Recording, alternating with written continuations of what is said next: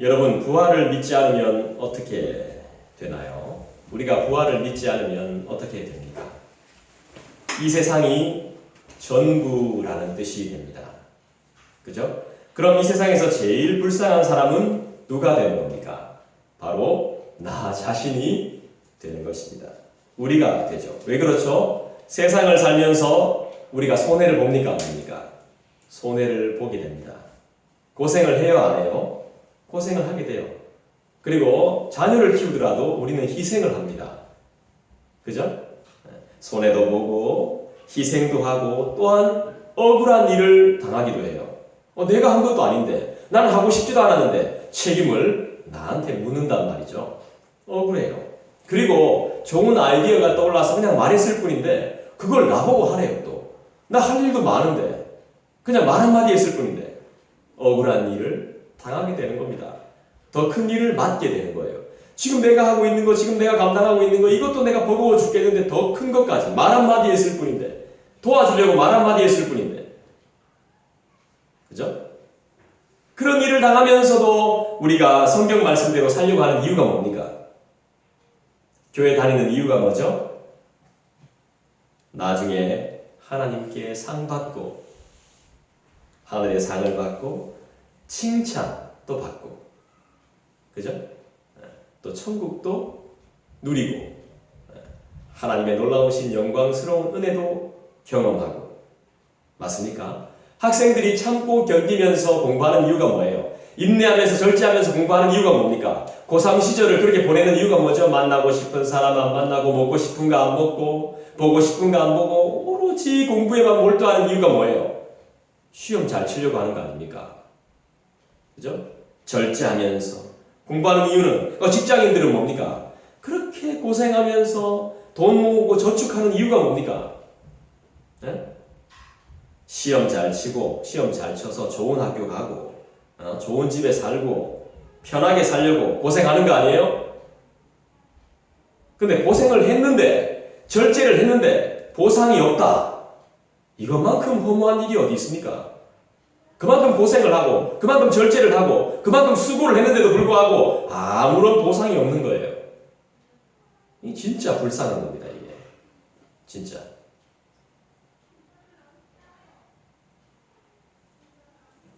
요즘 사람들은 요즘 안 믿는 분들은 믿음이 없으신 분들은 신앙생활 안 하시는 분들은 교회에 대해서 어떻게 생각하시는지 잘 모르겠지만 간혹 이런 분들이 있습니다. 우리 교회를 바라볼 때 좀 어둡다. 밝지 않다. 칙칙하다. 저는 이제 그렇게 생각하지 않습니다. 저는 이건 복음의 진중함이라고 생각해요.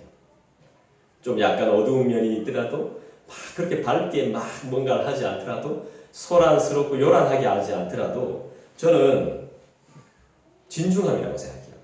그리스도를 믿는 조금 이제 좀 표현하자면 아주 진중하게 주님을 제대로 믿고 제대로 경외하는 교회.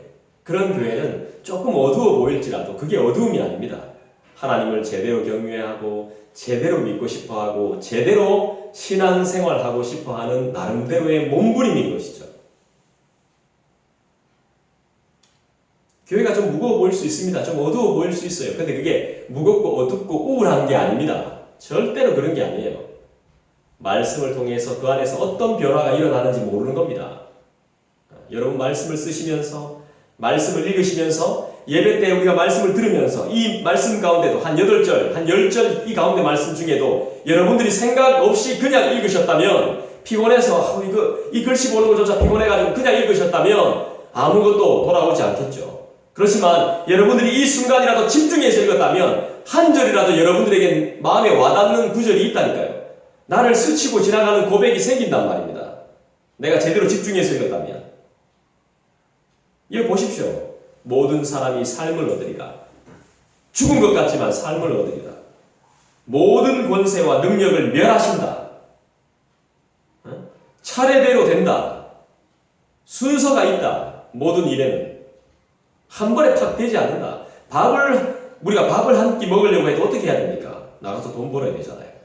돈 벌어서 내 돈이 벌릴 때까지 통장에 들어올 때까지 기다렸다가 그 통장 돈을 인출해서 아니면 카드를 만들어서 가게에 가서 어떤 쌀 살지 골라서 몇 킬로짜리 살지 고민하고 결제하고 나와서 집에서 쌀을 씻고 바로 밥 먹을 수 있습니까? 쌀을 씻어서 밥통에 앉혀서 밥통 없어 밥통도 사야죠. 앉혀서 딱 눌러놓고 기다려야죠.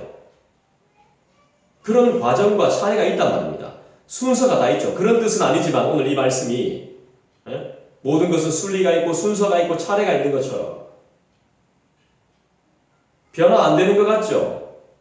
교회가 그냥 있는 것 같지만 그렇지 않더라는 것입니다. 그 안에서 어떤 일이 벌어질지 모르고 하나님의 역사는 막 눈에 보이는 것 같지만 그렇지 않을 때도 있다는 거예요. 조용히 언제 그랬냐는 듯이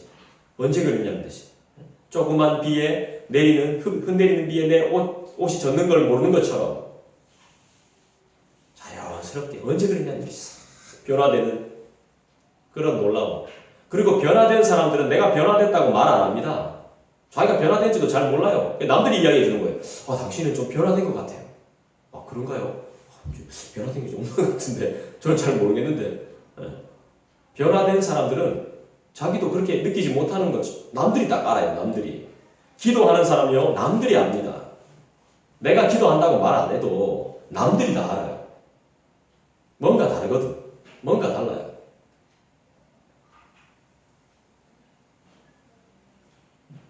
우리가 하나님 나라에 가면 깜짝 놀랄 일이 세 가지가 있답니다. 몇 가지요? 세 가지. 이건 찰스 스펄전 목사님이 했다는 말인데요. 세 가지가 있답니다. 저도 천국 안 가봐서 아직 이런 일이 실제로 벌어질지는 잘 모르겠지만 세 가지가 있는데 첫 번째가 정말 내가 보고 싶었던 사람을 만나게 된답니다. 진짜로 내가 보고 싶었던, 너무 보고 싶었던 그 사람을 만나게 된다는 거예요. 두 번째는 뭘까요? 내가 생각지도 못했던 사람이 거기 있는 거예요. 이 사람 여기 오면 안 되는데? 이랬던 사람이 거기에 있는 겁니다. 천국에. 깜짝 놀라는 거예요. 내가 너무너무 보고 싶었던 사람을 만나게 되니까, 알아보니까, 첫 번째 놀래고, 두 번째는, 저 사람이? 싶은데, 저 사람이 와 있는 거예요. 깜짝 놀란다는 겁니다. 세 번째는, 내가 이런 곳에, 근데 이렇게 부족한 사람이 내가 이런 은혜로 하나님 나라 천국에 와 있구나 하는 것을 또 놀랜다고 해요. 이 세 가지를 놀랜다고 합니다. 여러분 가장 와닿는 게 뭡니까? 제 이야기를 집중해서 들었다면 가장 와닿는 게 뭐예요? 전 두 번째가 가장 와닿았습니다. 근데 생각지도 못했던 깜짝 놀라겠죠? 무슨 속으로는 막 정말 제 몸이 안 되는데 막 이렇게 생각했던 그런 사람이 와 있는 것. 여러분 천국은 어떤 곳이죠? 요즘 천국을 경험한다는 프로그램들이 많아요. 드레스 디아스라든가 희한한 것들이 많습니다. 그거 갔다 오면 난 천국을 경험한 것 같아. 그곳이 천국이었어. 아메리카, 미국, 천국과 같은 곳이야. 지금은 아메리카는 천국이 아니죠. 그 놀러 갔다 오면 며칠씩 갔다 오면 더 가고 싶어. 제가 2000년에 앨범을 냈다 아닙니까? 찬양 앨범을. 그때 도와주신 집사님이 아주 유명한 집사님이 계시잖아. 제 앨범 작업하다가 그분이 휴가로 미국 가셨어요. 저한테 집회 있다고 가셨는데 휴가 갔다 오신 거예요. 돌아와서 저한테 이야기하는 건 이야기는 아니지만 주위 분들한테 하는 이야기 들으니까 너무 좋았다고. 또 가고 싶다. 너무 좋았다고. 요즘도 이렇대요. 애들을 데리고 가면 우리는 방학 때 가면 계약 딱 맞춰서 와야 되잖아요. 그때부터 그랬던 거예요. 거기다 외국 가면 무슨 학습처럼 애들이 학교를 안 가도 되는 겁니다. 희한하대요. 우리는 그런 거 경험해 본 적이 없잖아. 계약 딱 하면 와야 되잖아, 무조건. 또 가고 싶어. 너무 좋았어. 뭐가 그렇게 좋았는지 모르겠습니다만 천국을 경험하게 해준다는 거. 이야기 들어보니까 그런 것들 가보니까 손도 깜짝 안 하게 한대요. 다 먹여주고 밥도 잘 나오고 잠도 잘 채워주고 발도 씻어주는 그런 프로그램. 여러분 아무것도 하지 마세요. 손도 꼼짝하지 마세요. 여기서 천국을 누리세요. 2박 3일 동안. 편안하게. 엄청난 모습이 있는 겁니다. 그게 천국이라고 생각하는 거예요. 그러면서 다 해주는 거예요. 빨래 다 해줘요. 밥 다 해줘요. 잠 잘 자게 해줘요. 이게 천국입니까? 의식이 잘못된 거예요. 우리의 의식이, 우리의 생각이. 내 몸이 편하고 고민이 없으면 그곳이 천국인가요? 진짜 천국을 안 갔다 와봤으니까 그런 프로그램을 가지고 사람들을 현혹하는 겁니다. 그래서 이 단체에 들어오십시오. 여기 오십시오. 이단들이 그렇게 많이 안 할까요?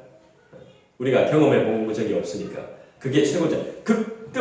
극찬의 대접을 받으니까 무슨 말만 해도 맞습니다. 동의해주고 어떤 행동을 해도 다 용서가 되고 이게 과연 천국일까요? 그래서 그곳을 천국을 경험했다고 사람들이 말하면서 꼭 가보기를 추천합니다. 저는 잘 모르겠어요. 그게 진짜 천국인지. 그게 정말 천국인지. 그러면서 우리는 착각을 하게 됩니다. 근데 성경이 말하는 천국은 그런 곳이 아닙니다. 여러분들 성경을 한번 읽어보시면 하나님 나라, 예수님께서 항상 이야기하셨던 것이 하나님의 나라입니다. 하나님의 나라. 내가 잘 살고 내가 잘 먹고 내가 편하고 이게 천국이 아니에요. 성경을 잘 보면 그렇게 나옵니다. 자, 오늘 이제 부활에 관한 마지막 말씀을 여러분들한테 전할 텐데요. 이제 그 다음 주부터는 이제 시편 말씀으로 돌아갈 겁니다. 모든 사람의 생명이신 그리스도, 모든 사람의 소망이신 그리스도, 나의 생명이신 그리스도에 대해서, 이 부활에 대해서 나누는 마지막 시간입니다. 주님은 부활에 뭐가 되셨다고 성경은 말씀합니까? 첫 열매가 되셨다라고 말하죠. 죽음이 한 사람을 통해서 들어왔습니다. 한 인간을 통해서 우리는 죽음을 경험하게 됩니다. 그런데 주님으로 인해서 모든 사람에게 생명이 생겼습니다. 한 사람을 통해서 죽게 됐는데 또 주님을 통해서, 그게 끝이 아니라, 죽음이 끝이 아니라 죽음을 통해서 주님을 통해서, 죽음이 아니죠. 주님을 통해서 우리는 영생을 경험하게 된다는 것입니다. 마지막 때에는 뭐가 있습니까? 성도들의 부활이 있습니다. 마지막 때에 주님이 왕으로 통치하시면서 어떻게 해요? 죽음을 영원히 멸하십니다. 오늘 성경의 내용을 제가 이야기하는 거예요. 예수님이 모든 것을 복종시키신 후에 자신도, 예수 그리스도도 누구에게 복종합니까? 하나님께 복종함을 통해서 하나님의 완전한 통치, 하나님의 나라가 이루어진다는 것입니다. 근데 이건 삼위 하나님을 말하는 것이지 성부 하나님이 더 위에고 성자 예수 그리스도가 아래고 성령이 아래고 이렇게 순위를 말하는 게 아닙니다. 자연스럽게 복종하는 것을 이야기합니다. 삼위 하나님, 삼위일체 하나님. 순서를 말하는 게 아니에요. 복종해라고 말하지도 않았고 스스로 그냥 복종하는 겁니다. 자, 20절 한번 읽어보겠습니다. 같이 읽겠습니다. 시작. 그러나 이제 그리스도께서 죽은 자 가운데서 다시 살아나사 잠자는 자들의 첫 열매가 되셨도다. 자, 뭘로 시작하고 있습니까? 20절이. 그러나라고 시작하고 있죠. 같이 봅시다. 그러나. 자, 그러나라고 말하면 전 항상요, 성경에서 처음 시작할 때 그러나 이런 단어가 딱 나오잖아요. 그러면 그 전까지는 좋지 않았더라도, 그 전까지는 힘들었더라도, 그 전까지는 굉장히 좀 거시기 했더라도, 그러나 끝이 아니라는 거죠. 새로운 소망이 딱 나오는 것 같아요. 성경 읽을 때 이런 단어를 좀 유심히 보면 도움이 많이 돼요. 성경을 이해하는데. 그러나 뭔가 보상이 있는 것 같아요. 그런 기분이 안 듭니까? 그러나 첫 열매 이렇게 나오죠. 첫 열매. 첫 열매라는 말은 이후에 뒤따르는 수많은 열매를 염두에 둔 겁니다. 첫 열매. 그 다음 두 번째, 세 번째 열매가 있다는 거죠. 구약에서 이스라엘 백성이 추수한 많은 열매를 대표해서 하나님께 드린 첫 번째 예물에서 따온 말이랍니다. 출애굽기에서 따온 말이래요. 출애굽기 23장에. 그러므로 주님의 부활은 이후에 있게 될 수많은 부활의 시작이 되는 것입니다. 주님의 부활이 사실이죠. 우리가 1절부터 11절까지의 내용을 살펴봤죠. 주님의 부활은 사실이죠. 그렇기 때문에 성도의 부활도 사실이에요, 거짓이에요? 사실이 되는 거죠. 성도의 부활도 반드시 이루어지는 거죠. 12절에서 19절에 우리가 살펴봤잖아요. 이 전주에 살펴본 내용입니다. 성도도 반드시 부활한다는 것입니다. 부활의 소망은 이 세상의 어떤 어려움도 믿음으로 이기게 만들죠. 이게 바로 그러나의 신앙 아니겠습니까? 인생에서 믿는 자로 살면서 고난이 한두 가지가 아니지만 부활에 대한 소망을 가진 자는 어떤 역경도 이겨낸다는 거죠. 이유가 뭡니까? 주님이 함께 하시기에. 우리 주님이 견딜 수 있도록 은혜를 주시기에. 아멘. 우리 주님이 견딜 수 있도록, 그 다음에 우리 주님이 함께 하시기에. 21절, 22절을 볼까요? 같이 읽겠습니다. 사망이 한 사람으로 말미암았으니 죽은 자의 부활도 한 사람으로 말미암는도다. 아담 안에서 모든 사람이 죽은 것 같이 그리스도 안에서 모든 사람이 삶을 얻으리라. 아담 안에서 모든 사람이 죽었지만 그리스도 안에서 모든 사람이 어떻게 됩니까? 새로운 삶을 얻게 됨을 믿습니다. 왜 그래요? 그래서 우리 누굴 바라봐야 돼요? 우리 누굴 봐야 됩니까? 어느 쪽을 쳐다봐야 됩니까? 누구 편이 돼야 됩니까? 우리가 봐야 할 곳, 우리가 의지해야 될 곳이 어딥니까? 답이 딱 나오죠. 아담의 범죄로 인류에게 죽음이 찾아왔듯이, 아담 한 사람을 통해서 우리에게 죽음이라는 것이 찾아왔듯이, 예수 그리스도의 부활로 모든 사람이 생명을 얻게 되었습니다. 우린 누구를 바라봐야 됩니까? 근데 조건이 있습니다. 부활의 조건이 있어요. 그리스도 안에서입니다. 부활의 조건. 그리스도 안에서. 그리스도 안에서의 생명입니다. 그리스도 밖에 있으면 안 돼요. 무슨 말이냐면 예수 그리스도를 믿는 자, 곧 택함을 받은 자, 택함을 받은 자만이 부활의 생명을 얻게 된다는 사실이죠.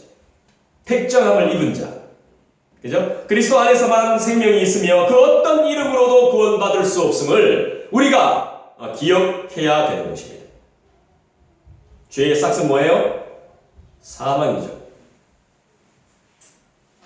죄를 지은 사람은 다 죽죠. 죄의 삭은 사망이기 때문에 우리의 죄의 문제를 해결하지 않고서는 아무리 좋은 기계가 개발되고 아무리 좋은 휴대폰이 나오고 아무리 몸에 좋은 음식을 먹더라도 죄의 결과가 있기 때문에, 죄의 싹이 있기 때문에 우리는 죽음을 피할 길이 없습니다. 아무리 좋은 문명이 와도, 아무리 좋은 세상이 되어도, 좋은 음식을 많이 먹어도, 몸에 좋은 걸 많이 먹어도, 면역력이 왕성해도 결국은 죽습니다. 죽음을 해결할 수가 없어요. 죄를 정복하지 못하면 죽는 것도 죽음도 정복이 안 됩니다. 그런데 여기서 그러나가 나오는 거죠. 그러나 예수님께서 죽음에서 어떻게 하셨습니까? 어떻게 하셨죠? 네, 살아나셨죠. 그럼 뭐라고 합니까? 부활하셨죠. 누가요? 예수님이. 예수께서, 그럼 예수님이 부활하셨다는 건 뭐예요? 예수님이 죄의 문제를 해결했다는 거예요. 예수님 믿으세요? 아멘. 네. 여기 아멘이 분명히 나와야 돼요. 마음속으로든 내 입술로든 분명히 아멘이 나와요. 예수님이 죄의 문제를 해결했어요. 그래서 우리는 예수님을 믿어요. 그리고 예수님 믿으세요 라고 말하는 거죠. 23절, 24절 볼까요? 그러나 각각 자기 차례대로 되리니 먼저는 첫 열매인 그리스도요, 다음에는 그가 강림하실 때에 그리스도에게 속한 자요, 그 다음에 그 24절에 그 후에는 마지막이니 그가 모든 통치와 모든 권세와 능력을 멸하시고 나라를 아버지 하나님께 바칠 때라. 첫 열매인 그리스도, 다음에는 그가 강림하실 때에 그리스도에게 속한 자들이라고 오늘 성경은 우리에게 말씀하고 있네요. 차례가 있다라고 말씀하고 있는 것 같습니다. 생명을 얻는 부활에도 차례가 있군요. 그죠? 차례가 있습니다. 그리스도의 부활이 먼저 있고 그 다음에 뭐예요? 그분이 다시 재림하실 때 성도들의 부활이 있게 된다는 것이겠죠. 그 후에 이 세상은 마지막이 됩니다. 종말의 때가 되는 것이죠. 마지막을 맞이하게 되는데요. 이처럼 성경은 분명히 이 세상에 마지막이 있다는 사실을 우리에게 가르쳐 줍니다. 우리가 발견하지 못할 뿐이지 분명하게 가르쳐 주죠. 역사는 그래서 뭘 향해 가고 있습니까? 늘 마지막을 향해 가고 있는 겁니다. 역사는. 제가 책을 읽어봐도 그래요. 거의 다 그렇습니다. 거의 다 마지막을 향해 나아가고 있어요. 개인적인 종말뿐만이 아니라 개인적인 마지막뿐만이 아니라 인류 전체의 종말이 반드시 있죠. 영원한 것은 오직 그리스도 안에서 얻는 생명뿐이라는 사실을 여러분들이 기억하셔야 됩니다. 그 외에 이 세상에 속한 것들 중에는 무엇도 영원한 것이 없다고 말합니다. 다 없어질 한계가 있는 유한한 것들이죠. 유한한 것들. 오래 가는 거 절대 없습니다. 우리 아이들 보십시오. 애들한테 오래 가는 게 있습니까? 없어요. 그래서 우리는 세상에서 너무 욕심 부릴 필요가 없는 거죠. 하나님께서 우리가 이 땅에서 살아갈 때에 잘 살도록 하기 위해서 구원하셨다고 성경은 말씀하지 않습니다. 우리가 세상에서 살아갈 때 우리가 잘 살도록 하기 위해서 성경은 우리를 구원시켰다고 말하지 않아요. 그리스도가 오셔서 십자가에 못 박히시고 우리가 잘 되도록 하기 위해서 부활하셨다고 말씀하지도 않습니다. 성경은. 그렇게 기록이 안 되어져 있습니다. 믿음이라는 것은 믿는다는 것은 도대체 뭡니까? 믿음이라는 것은 여러분 우리가 기독교인이지 않습니까? 예수님을 믿잖아요. 여러분 다른 종교도 한번 보십시오. 다른 종교의 기본적인 교리들을 살펴보면요. 절대로 나쁜 거 없습니다. 다 윤리적으로 잘해야 되고 도덕적입니다. 착한 일 해야 돼요. 우리는 뭐가 다르죠? 종교는 다 좋아요. 다 좋은 말들이 있습니다. 심지어 이단도 마찬가지입니다. 근데 그 종교들은 고가지. 그리고 그 뒤에 음모라는 게 있겠죠. 고가지입니다. 잘하고 이렇게 하면 안 되고 저렇게 하면 안 되고 저래서 교주를 신봉해야죠. 교주한테 갖다 바쳐야지.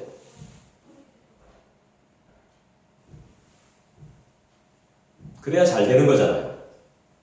잘 섬겨야 되잖아요. 근데 기독교에도 그런 사상들이 좀 있죠.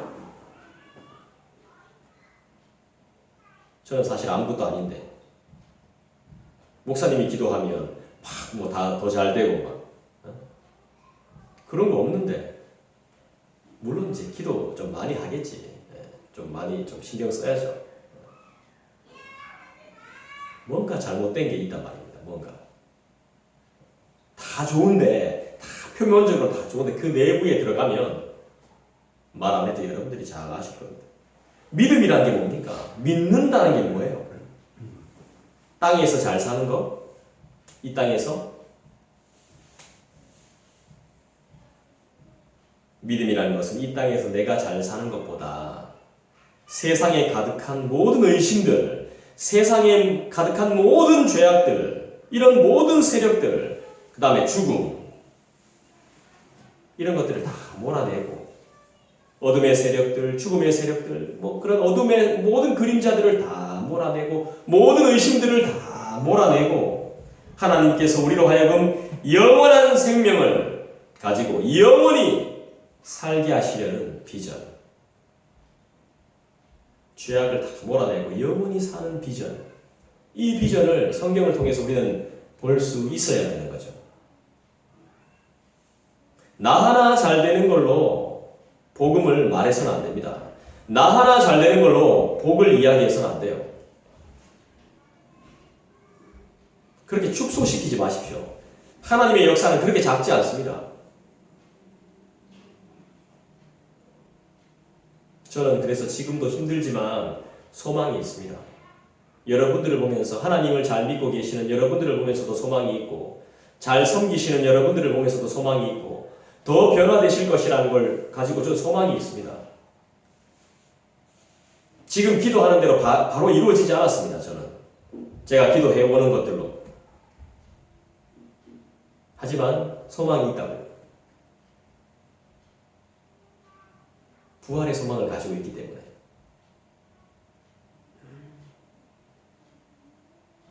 먹고 사는 건 주님이 책임진다고 했으니까.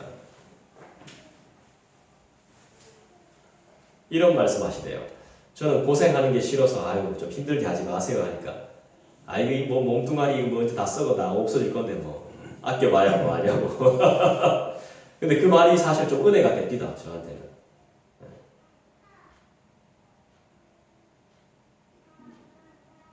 여러분 요한복음 한번 찾아볼까요? 요한복음 6장 한번 찾아봅시다. 요한복음 6장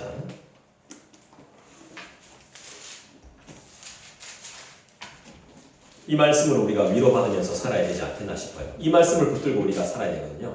요한복음 6장입니다. 요한복음 6장 좀 뒤에입니다. 54절. 요한복음 6장 54절. 우리에게 부활의 소망을 갖게 하는 분명한 말씀이죠. 함께 한번 읽어보겠습니다. 시작. 내 뜻을 굽고 내 피를 마시는 자는 영생을 받고 마지막 날에 내가 그를 다시 살리리. 할렐루야. 여러분 소망이 있으십니까? 내 살은 참된 양식이요 내 피는 참된 음료로다 말씀하셨는데 믿으십니까?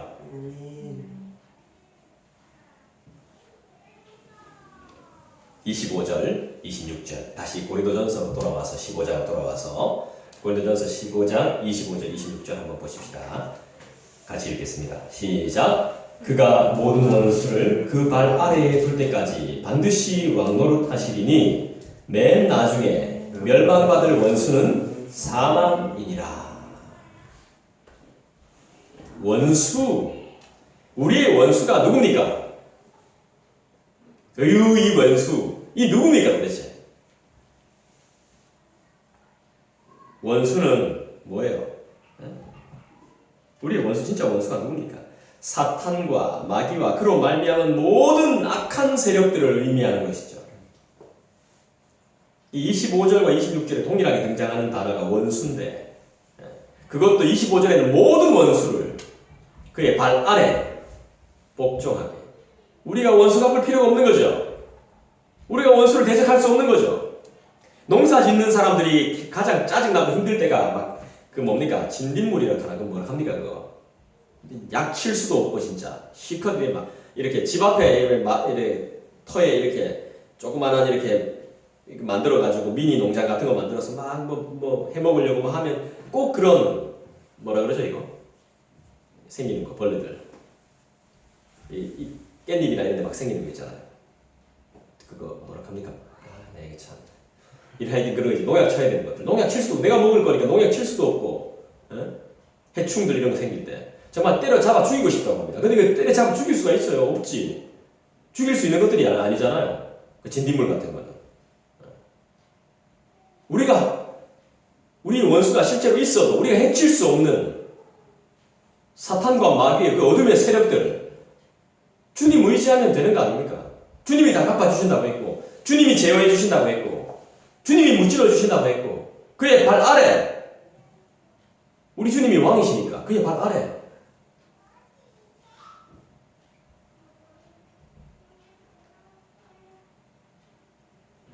마지막 때에는 그리스도께서 죽음도 멸하실 거라고. 우리가 죽음을 때려잡을 수 있어요? 없습니다. 앞으로는 이제 전염병이 더 많아질 거라고 하는데 이거 다 어떻게 때려잡습니까? 눈에 보이지 않는데. 죄로 말미암은 죽음까지도 우리 하나님께서 우리 예수님께서 멸하실 거라고 분명히 말씀하고 있지 않습니까? 특히 주님은 모든 원수를 발 아래 두실 때까지 왕노릇 하신다라고 말씀합니다. 사탄의 이 마귀의 속임수가 계속 되고 있지만 그보다 더 크신 주님의 도우심과 통치도 계속되고 있다는 말씀이죠. 그렇기 때문에 성도는 주님을 의지하면서 악을 물리쳐야 돼요. 주님을 의지하면서. 내가 진정한 성도라면 지나간 일을 후회할 것이 아니라 주님만 더 의지해야 됩니다. 계속해서 주님을 의지해야 돼요. 내가 참 성도가 되고 싶다면 주님을 의지해서 악의 세력들을 이겨야 됩니다. 그 이기는 것은 나의 수고도 필요합니다. 나의 눈, 나의 손, 나의 발, 나의 몸, 내 걸 사용해서 하나님이 쓸 수 있도록 의지를 주셨으니까 주님과 함께 이겨나가야 되는 거죠. 거의 하나님을 기억 못하게 하는 것들은 거의 다 죄악들이 많습니다.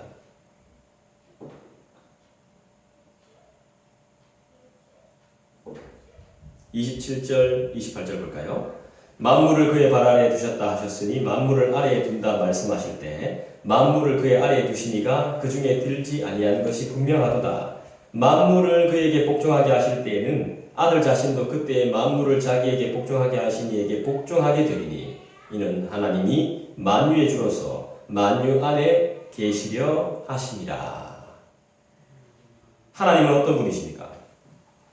27절, 28절을 통해서 여러분들은 하나님이 어떤 분이시라는 것을 깨닫습니까? 어떤 분인 것 같습니까? 27절, 28절 잘 읽어보면 우리 하나님이 어떤 분이신지 탁 나오죠. 만유의 주로서 모든 것을 통치하시는 분. 그의 나라는 영원하고 그의 말씀도 영원하고 그의 통치도 영원함을 믿습니다. 28절에 보니까 만유의 주로서 만유 안에 계신다는 말은 모든 것의 모든 것이 된다는 것입니다. 모든 것의 주인. 그러니까 우리는 하나님을 떠나서는 생각할 수가 없는 거예요. 믿지 않는 사람들하고 이야기할 때 일단 하나님이라는 존재는 교인이라는 그런 직분은 그런 이름들은 좀 잠시 배제하고 이러는데 그 배제할 수가 사실 없어요. 그래서 달라요.